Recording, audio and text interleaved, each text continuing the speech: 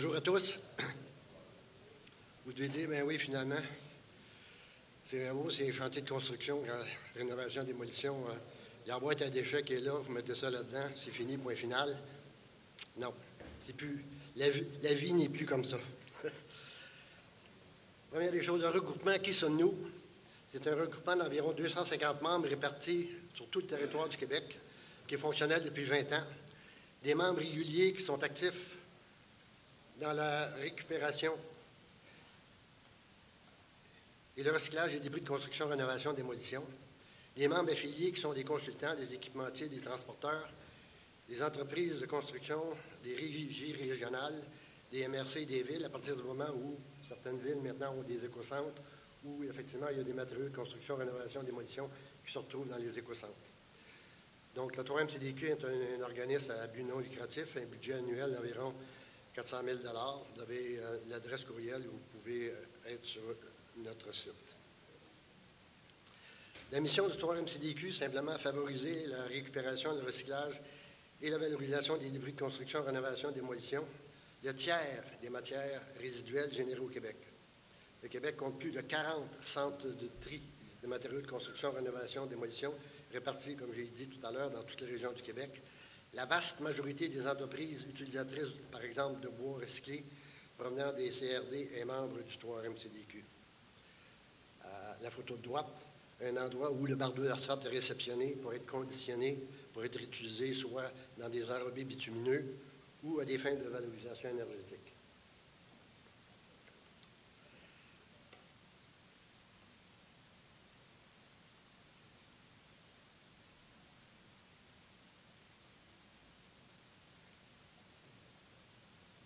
Le regroupement organise différents types d'événements, incluant le congrès annuel Construction Recycle. Nous avons tenu notre 22e édition au mois de février cette année.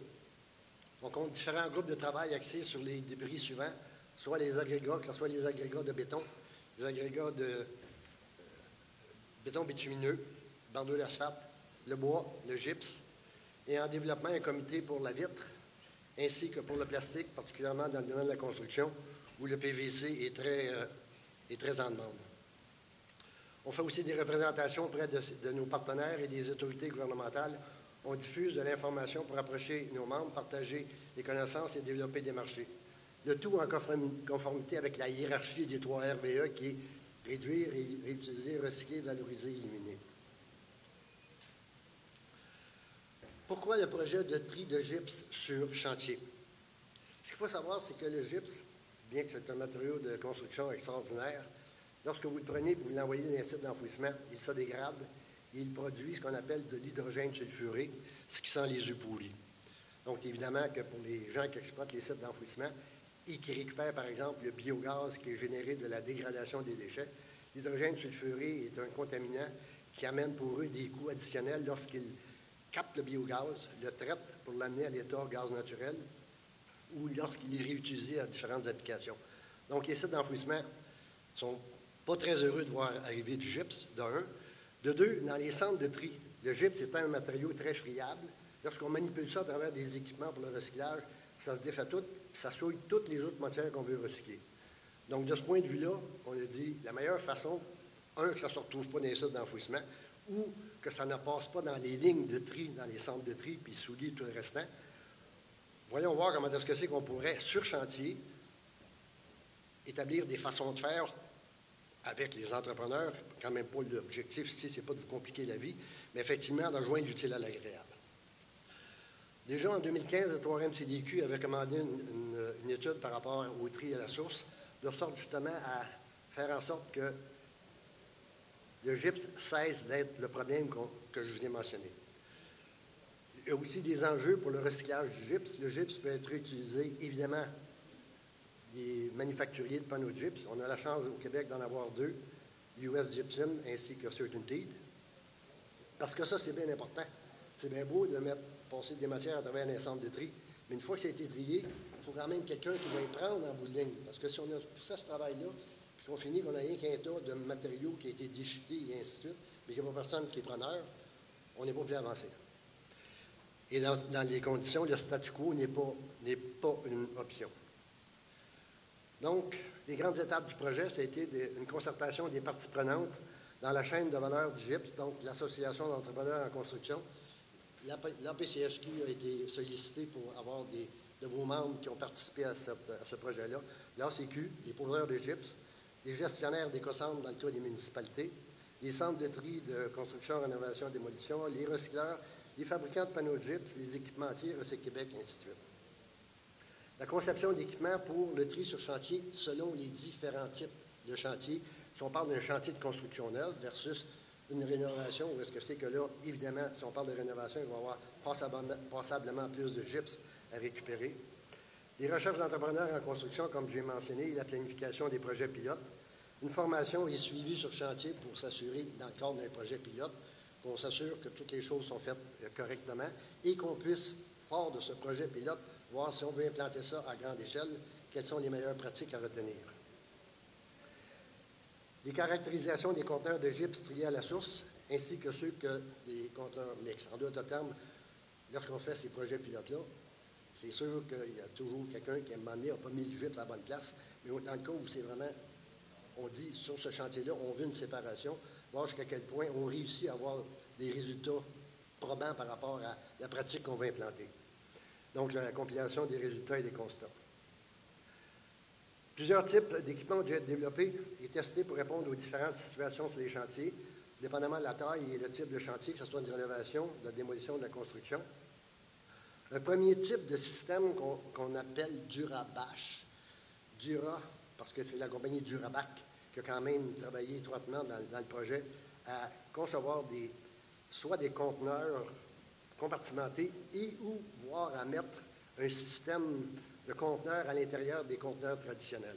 Donc, une Durabash, ça s'attache dans n'importe quel type de conteneur. Ça permet une séparation ajustable et amovible du conteneur, par exemple, le tiers d'un 40 verges cubes.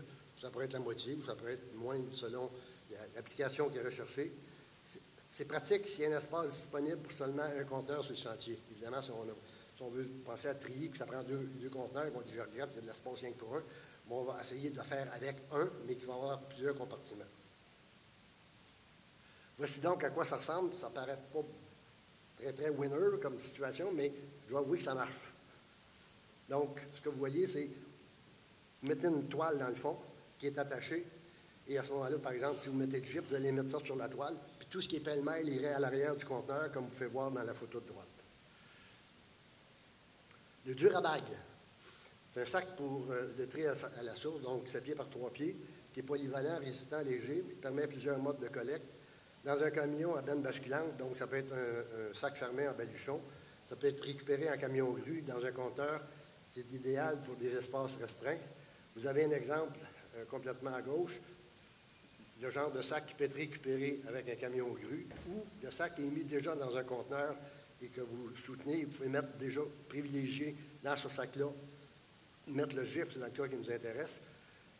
Et dans le cas où, effectivement, c'est un camion à benne basculante, de mettre le sac à l'arrière, de sorte que lorsqu'on déverse le contenant, on est déjà capable de séparer le sac des autres types de résidus.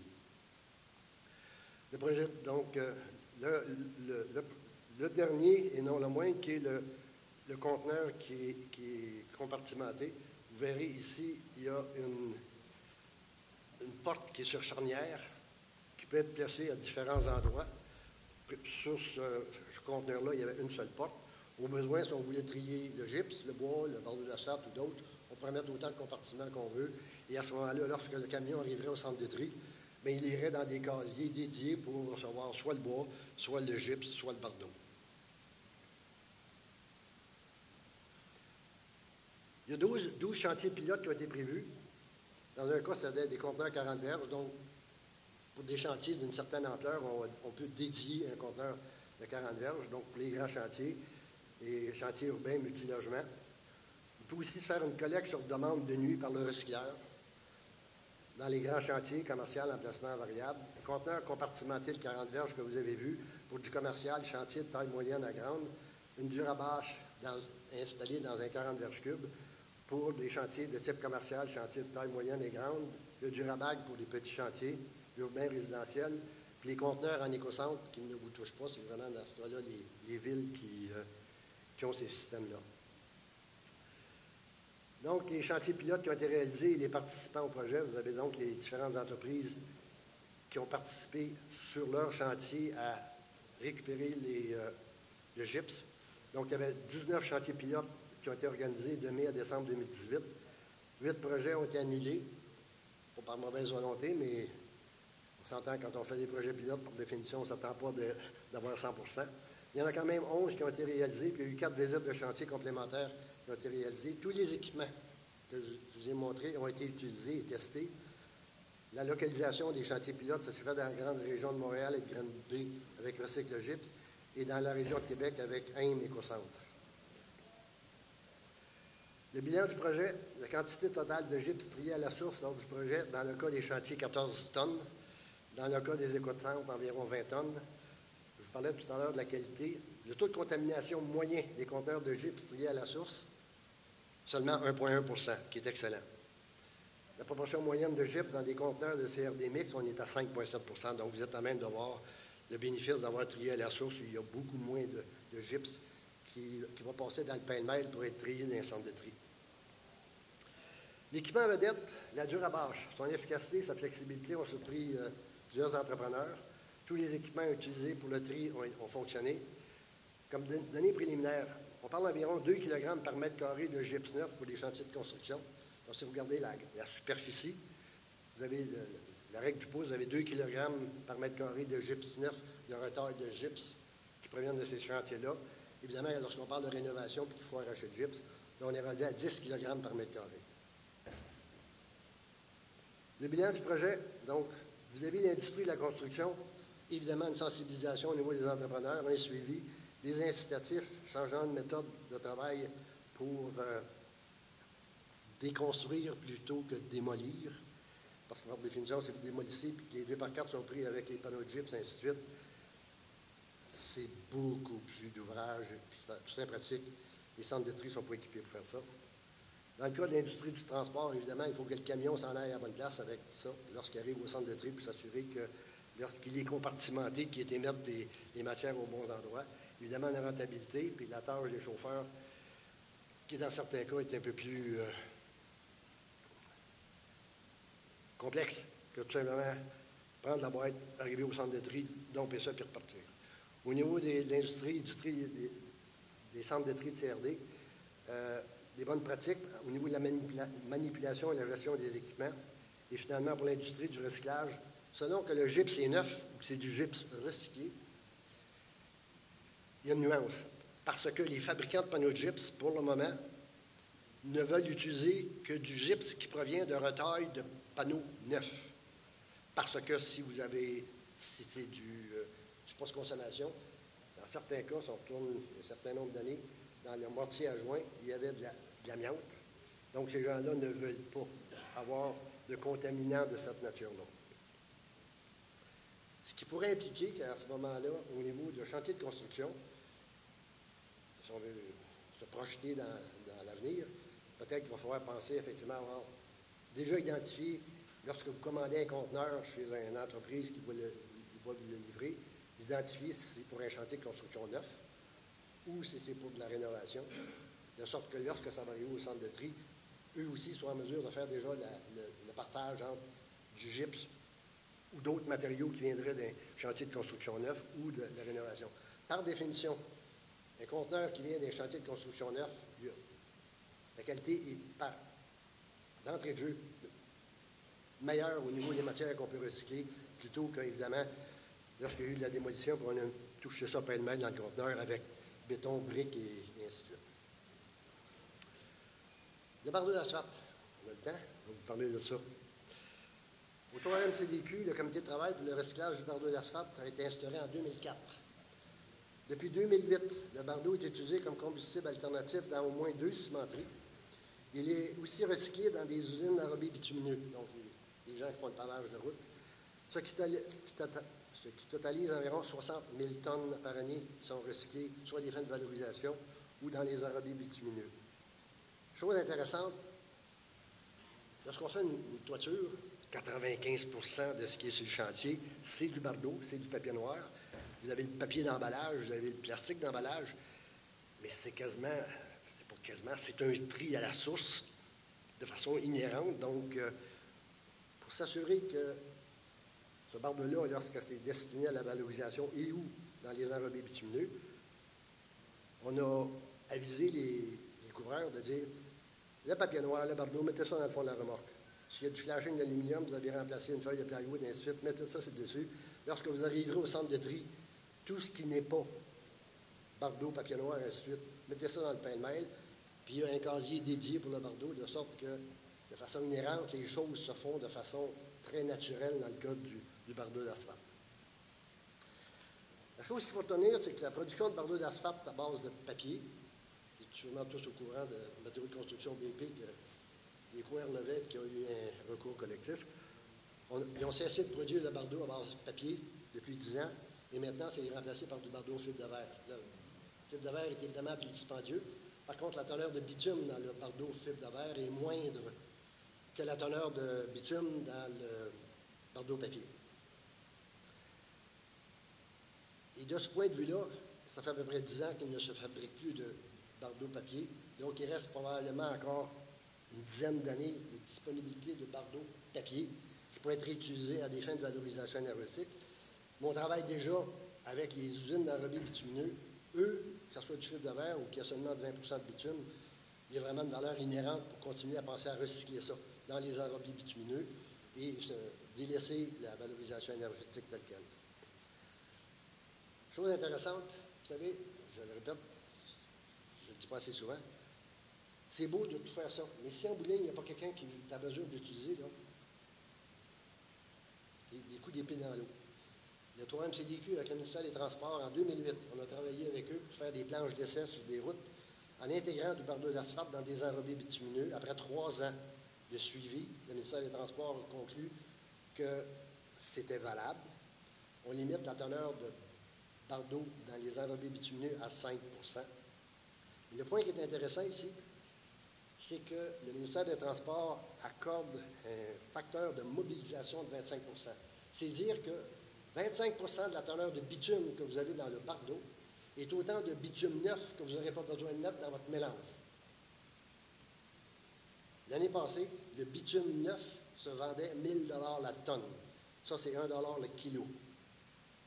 Le bardeau d'asphalte papier contient entre 30 à 35 de bitume. On prend une moyenne à 32 c'est 320 kilos de bitume par tonne de bardeau.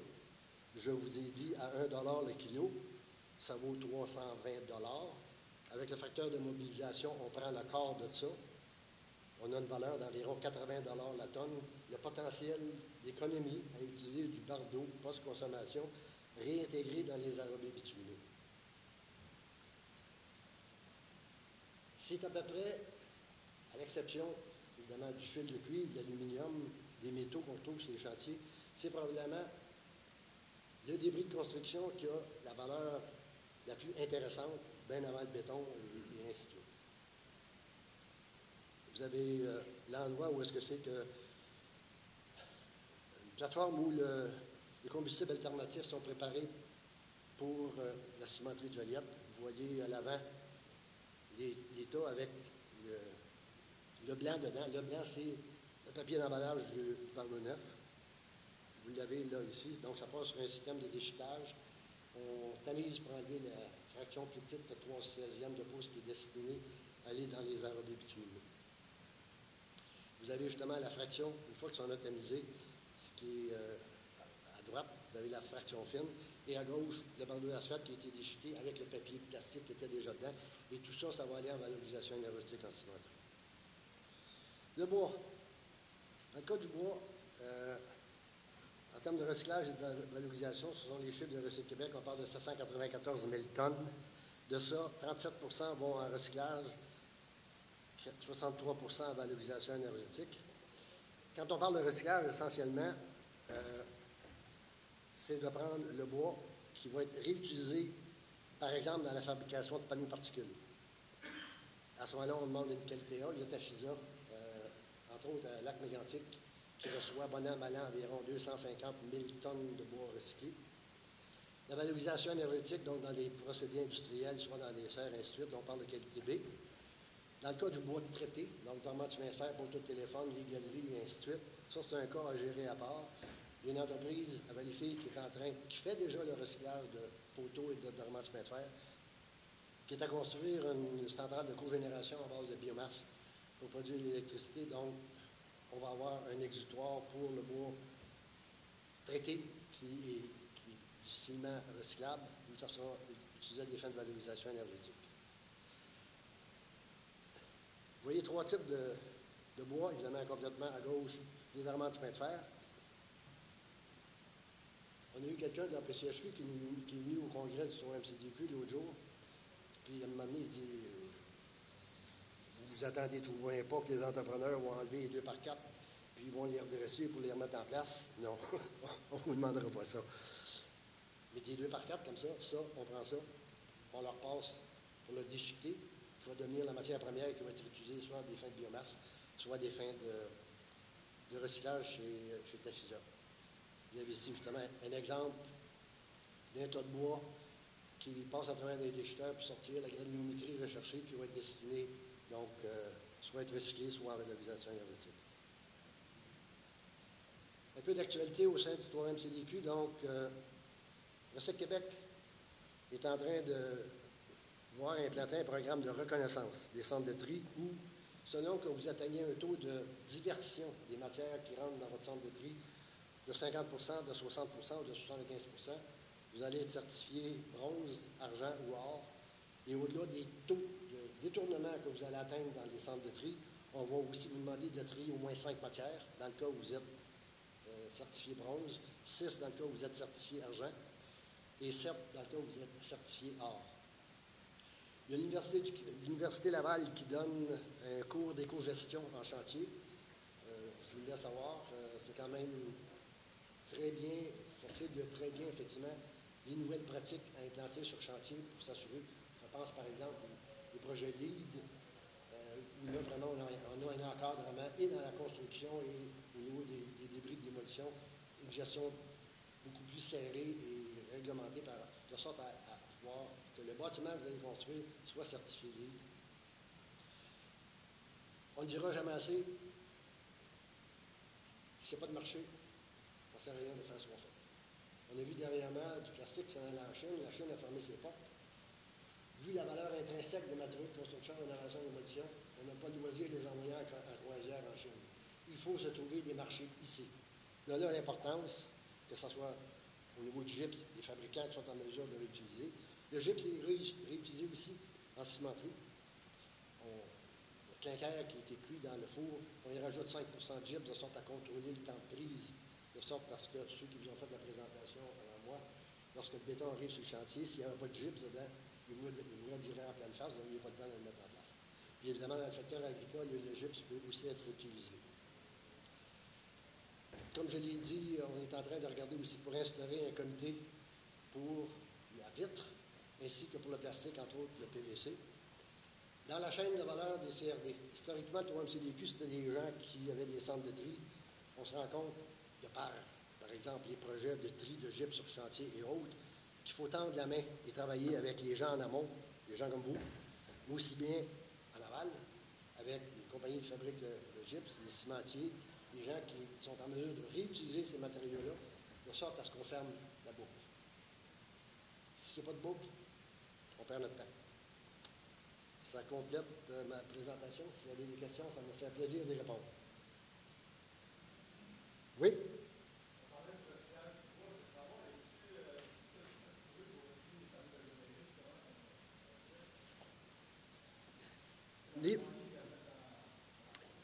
Les panneaux d'agglomérés, chez Tafisa, la matière qu'ils reçoivent, ils demandent à avoir du bois déchiqueté grossier. Eux ont des équipements, des genres de roues à l'intérieur desquelles le bois est mis en mouvement. Ce sont des lames extrêmement coupantes qui vont assurer le bois de sorte à fabriquer la grosseur de particules qu'ils ont besoin. Donc, chez Tafisa, de prendre de vieux panneaux particules qui sont déjà constitués de petites particules agglomérées avec de la colle, ce n'est pas le genre de matière première qui les intéresse. Par contre, pour des gens qui veulent en faire de la valorisation énergétique, c'est tout à fait approprié. Le ministère de l'Environnement, évidemment, a des contraintes par rapport à la teneur de formaldéhyde. Si vous avez plus que 1000 mg par kilogramme de formaldéhyde dans le bois en question, d'un point de vue réglementaire, en valorisation énergétique, ce serait considéré une matière dangereuse. Mais que ce soit le panneau de plywood, que ce soit le panneau de particules, la valorisation énergétique peut très bien répondre à vos besoins sur ce niveau-là. Oui?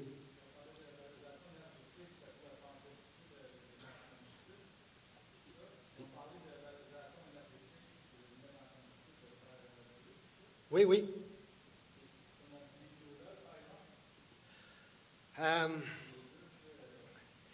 Lorsqu'on parle de bois de CRD, donc, c'est normalement, ça vous prend un certificat d'autorisation pour pouvoir être en mesure d'utiliser ce bois-là. Si vous parlez de biologue et ainsi de suite, normalement, les gens qui ont fabriqué ça, c'est plutôt destiné à des poêles à combustion lente ou des foyers. D'entrée de jeu, vous devriez avoir seulement du bois vierge pour ce type de combustible. C'est sûr qu'un 2x4 qui est arraché dans une division, moi, je le qualifierais de bois vierge, en ce sens que, à part peut-être bien que la vis de Chipock qui restait dedans, mais vous n'avez pas besoin d'avoir peur. Quand ils vont déchuter, il y a des aimants pour enlever toutes les pièces de métal qui sont là-dedans, de sorte que ce bois-là pourrait très bien, à mon sens, respecter la norme de bois vierge. J'ai peut-être une définition plus libérale que les gens du ministère de l'Environnement, mais d'entrée de jeu, là, de par l'utilisation qu'il en a faite, je pense que ça peut se qualifier à cet effet-là. Chose intéressante, lorsqu'on parle de valorisation énergétique, par exemple, dans des cimenteries qui normalement utilisent du charbon, le charbon étant un combustible fossile, par définition, les émissions de CO2.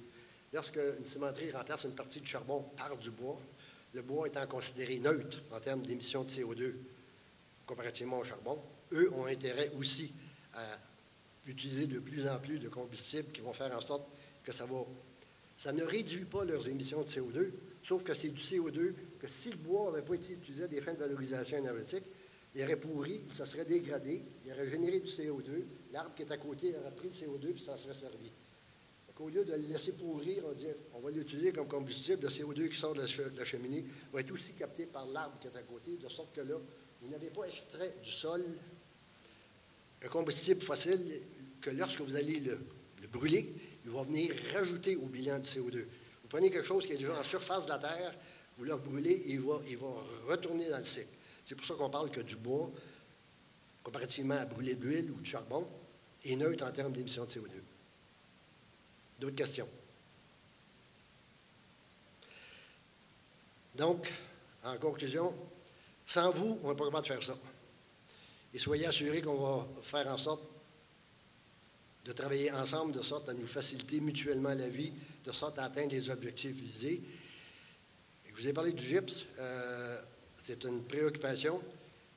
Et je ne serais pas surpris que d'ici quelques années, il y ait du bannissement de certains types de matériaux de construction, que ce soit le gypse, que ce soit le bois, de sorte qu'on est bien mieux de déjà se mettre dans le thinking, de faire les choses comme il le faut, parce que tout à l'heure, on va l'avoir en pleine face. On ne pourra plus enfouir ces matières-là.